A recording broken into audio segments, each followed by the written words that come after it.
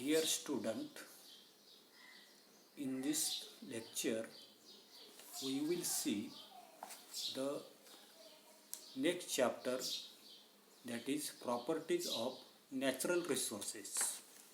Let us recall which are the gases present in air, why air is called a homogeneous mixture. We know that gases like nitrogen, oxygen, carbon dioxide and 6 types of inert gases, nitrogen dioxide, sulfur dioxide, etc. are present in the air. आपल्याला माहिती आहे की त्या ठिकाणी nitrogen असेल, oxygen, carbon dioxide, त्याच्यानंतर 6 प्रकारचे असणारे जे काही निष्क्रिय वायू, नायट्रोजन डायऑक्साईड, सल्फर डायऑक्साईड, अशा प्रकारचे असणारे जे काही वायू जे आहेत तर ते वायू त्या ठिकाणी हवेमध्ये असतात. And therefore air is a mixture of all this gases. आणि म्हणून हवा जे आहे तर त्या हवेमध्ये अशा प्रकारचे जे काही सर्व वायू जे आहेत तर त्या सर्व वायूंचं त्या ठिकाणी मिश्रण आहे. The constituent gases cannot be separated naturally from this mixture and therefore it is called as A homogeneous mixture. आणि म्हणून या ठिकाणी त्या असणारे जे काही एअर जे आहेत तर त्या एअरमध्ये अशा प्रकारचे असणारे जे काही वायू जे आहेत तर ते वायू नैसर्गिकरित्या एकमेकांपासून आपण त्या ठिकाणी सेपरेट त्या ठिकाणी करू शकत नाही. आणि म्हणून सर्वसाधारणपणे या ठिकाणी असणारे जे काही एअर जे आहे तर त्या एअरलाच त्या ठिकाणी होमोजेनियस मिक्सचर जे आहे तर ते होमोजेनियस मिक्सचर त्या ठिकाणी म्हटलेलं आहे. सेकंड क्वेश्चन आपला दिलेला आहे की what are the uses of the various gases in the air. हवेमध्ये असणारे जे काही वायू जे आहेत तर त्या वायूंचे विविध अशा प्रकारचे असणारे जे काही उपयोग जे आहेत तर ते उपयोग त्या ठिकाणी कोणकोणते तर ते आपल्याला त्या ठिकाणी विचारलेलं आहे की nitrogen helps in the synthesis of proteins. आपल्याला माहिती आहे की प्रथिनं जे आहेत तर त्या प्रथिनांचं संश्लेषण करण्यासाठी नायट्रोजन जो आहे तर त्या नायट्रोजनचा त्या ठिकाणी उपयोग जो आहे तर तो उपयोग त्या ठिकाणी केला जातो.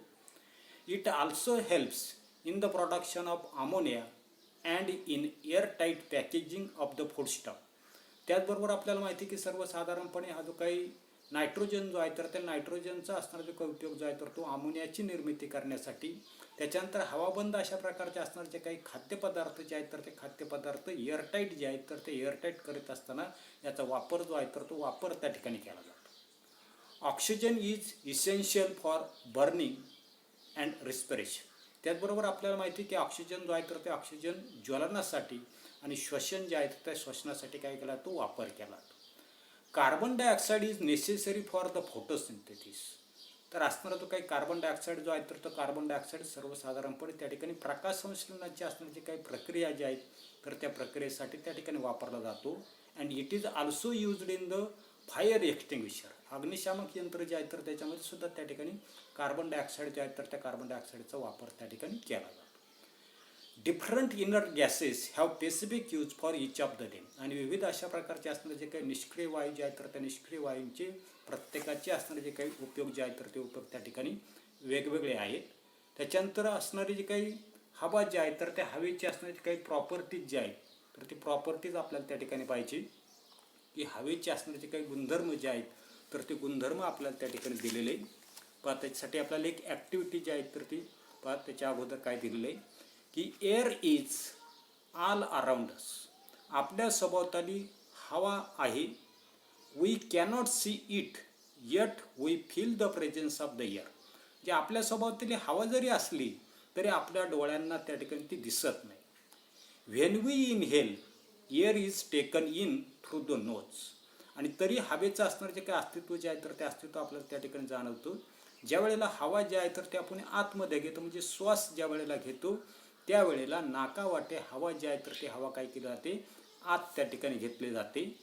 If we blow on our hand through our lip we can feel the air. आणि तोंडासमोर जर हात धरून आपण त्या ठिकाणी फुंकर जे आहे तर ती फुंकर जर त्या ठिकाणी जर मारली तर आपल्या हाताला त्या हवेचा असणारा जो काही स्पर्श जो आहे तर तो स्पर्श काय होता नसतो तर त्या ठिकाणी जाणवताना दिसतो. यासाठी आपल्याला असणारी जी काही एक ॲक्टिव्हिटी जी आहे तर ती ॲक्टिव्हिटी आपल्याला या ठिकाणी दिलेली.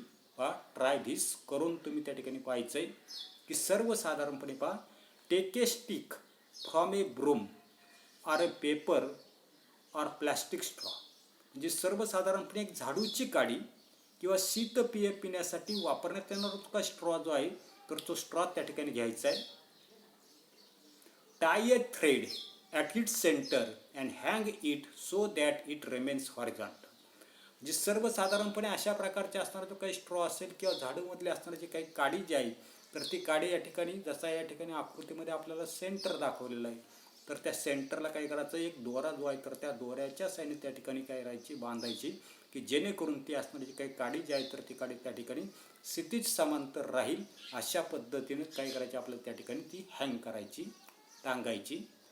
Tie 2 rubber balloons of the same size at the 2 ends of the stick.